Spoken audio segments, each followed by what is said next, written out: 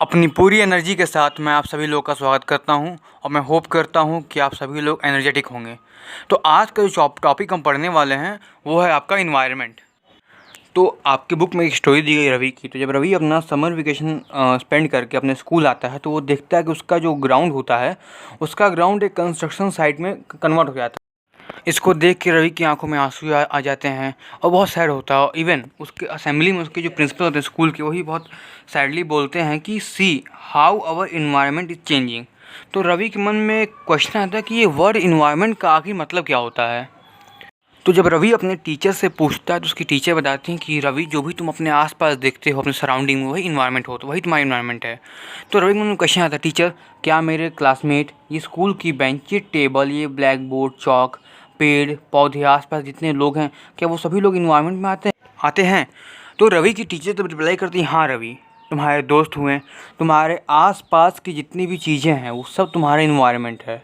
उसके बाद रवि की टीचर उसके और उसके क्लासमेट्स को एक टॉपिक देती हैं, फिर एक एक्टिविटी देती हैं कि तुम्हारे आसपास जितनी भी सराउंडिंग चीज़ें हैं तुमको उन सारी चीज़ों के बारे में नोट करना है और उनको क्लासिफाई करना है कि उनमें से कौन सी चीज़ें आपकी नेचुरल हैं और कौन सारी चीज़ें आपकी, कौन सी ऐसी चीज़ें हैं जो आपकी मैन मेड हैं।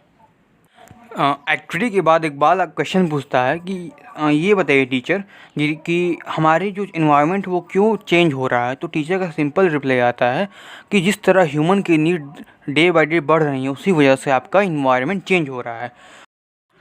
अब आप जानते हैं हम किस चैप्टर में हम लोग क्या पढ़ने वाले हैं, what we are going to learn in this chapter.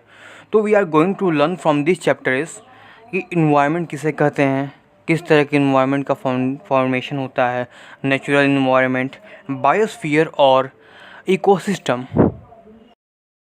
अब हम बात करने वाले हैं इन्वायरमेंट के बारे में। तो इन्वायरमेंट का बेसिक डिफिनेशन ये होता है कि all the things which are around us, abiotic, biotic, this all the things are known as environment, or in simple language, all the things which are around us in our surrounding is known as environment।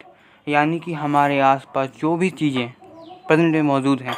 अब आप question आया आपके मन में कि abiotic और biotic का मतलब क्या होता है। देखिए, all the natural things which are living are known as biotic and all the natural things which are non living are known as abiotic. तो हमारे आसपास जितने भी लिविंग नॉन लिविंग थिंग्स मौजूद हैं उन सब चीज़ों को हम लोग आपका इनको इन्वायरमेंट कहते हैं। वो सब चीज़ हमारे इन्वायरमेंट के अंदर आती हैं और यही सब इन्हीं सब के फॉर्मेशन से और इन्हीं सब के कंपोजिशन से हम लोग का इन्वायरमेंट बनता है। तो बेसिकली मैं आपको एग्जांपल देता हूँ। मान लीजिए एक मेढक है, वो मेढक छोड़िए, एक मैं एग्जांपल था फिश का। वो फिश रहती है आपकी नदी के अंदर, तो उसके आसपास पानी रहेगा, कई और मछलियाँ रहेंगी, कुछ मेढक रहेंगे, कुछ मछली की, कुछ आपके पानी के जीव रहेंगे, कुछ आपके एक्वेटिक प्लांट्स रहेंगे। तो वो सब चीज़ें एक इन्वायरमेंट हुआ उस मछली को लेके। फॉर एग्ज़ाम्पल एक दूसरा एग्जांपल है, जैसे मेरे आसपास कई तरह के पेड़ पौधे हैं, कई तरह के लोग हैं, उनकी भाषा, इंटरेस्ट, वो सब मेरा इन्वायरमेंट है। अब हम बात करने वाले हैं कंपोजिशन ऑफ इन्वायरमेंट, यानी किस तत्वों से या किन चीज़ों से मिले कि आपका एक इन्वायरमेंट का फॉर्मेशन हुआ है। तो बेसिकली जो हमारा इन्वायरमेंट है वो आपका बेसिकली 3 चीज़ों से बना है। पहला है आपका नेचुरल, दूसरा है आपका ह्यूमन मेड एंड आपका तीसरा है ह्यूमन। तो जिस तरह आपने बुक में फिगर वो देख सकते हैं, वो फिगर जस्ट सिंपली एक जस्टिफाई किया है कि किस तरह क्या हमारा कंपोजिशन है और क्या है हमारे इन्वायरमेंट का कंपोनेंट, किन चीज़ों से मिलकर एक इन्वायरमेंट की फॉर्मेशन होती है। तो नेचुरल में वो सारी चीज़ें जो हमको नेचर के थ्रू मिली हैं। फॉर एग्जांपल आपका एयर हो गया, वाटर हो गया, लैंड हो गया, या फिर आपका जो और जितने भी लिविंग थिंग्स हुए हैं, प्लांट्स में आ गए, उसमें ह्यूमन आ गए, इंसेक्ट्स, एनिमल। तो ये सारी वो नेचुरल चीज़ें जिसके थ्रू एक हमारा फर्स्ट पार्ट कंप्लीट होता है। दूसरा आपका आता है ह्यूमन मेड, वो सारी चीज़ें इसको ह्यूमन बनाया। फॉर एग्जांपल आपका हॉस्पिटल, बिल्डिंग, आपका पार्क्स के मॉन्यूमेंट्स हो गए, रोड्स हो गए। तो वो सारी चीज़ जो आपके जो आपका एक ह्यूमन बनाता है। और तीसरा खुद ह्यूमन किन किन चीज़ों का खुद से फॉर्मेशन करता है।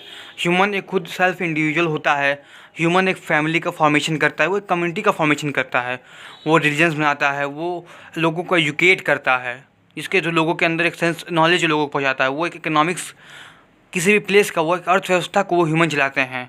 इवन वो एक नेशन का फॉर्मेशन करते हैं।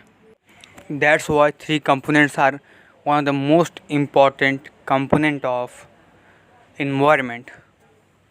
आज हम लोगों ने रवि की स्टोरी के थ्रू ये जाना कि इन्वायरमेंट क्या होता है, हम इन्वायरमेंट कंपोनेंट्स क्या होते हैं, फिर नेचुरल थिंग्स को किस तरह डिवाइड किया गया है।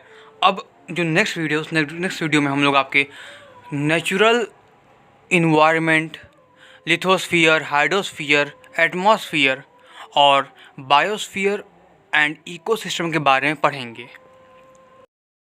आपको इस वीडियो में जो भी आपको पॉइंट या टॉपिक समझ नहीं आए हो, प्लीज़ उसे आप मुझे कमेंट सेक्शन में आप मुझे उसको मेंशन करिए, मैं उसको अगले वीडियो में कवर अप कर लूँगा। कुछ लोगों को प्रॉब्लम लगता है, कुछ लोगों को ज्योग्राफी पढ़ने में थोड़ी सी प्रॉब्लम आती है, तो उसका एक सिंपल सॉल्यूशन है।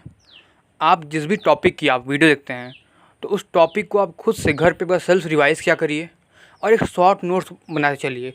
उससे ये होगा कि जो भी टॉपिक उसकी आपको बेटर अंडरस्टैंडिंग आएगी। और जब भी आप अपने एग्ज़ाम में आंसर लिखते हैं तो प्लीज़ आप हमेशा कोशिश करिए कि अगर आंसर आपका इन्फॉर्मेटिव है तो उसको आप पॉइंट्स के फॉर्म में लिखिए।